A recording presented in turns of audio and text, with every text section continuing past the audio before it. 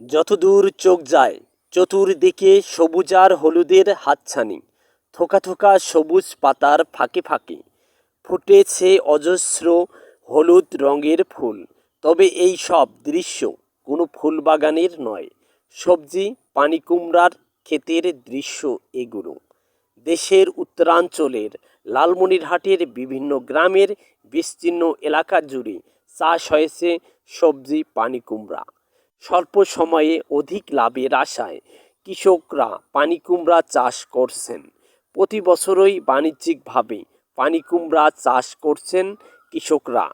আর কয়েকদিনের মধ্যে পানিকুমড়া বিক্রি শুরু হবে, আর তখন স্থানীয় বাজারের পাশাপাশি ঢাকাসহ বিভিন্ন জেলায় পৌঁছে যাবে লালমনিরহাটের বিভিন্ন গ্রামের চাষ করা পানিকুমড়া।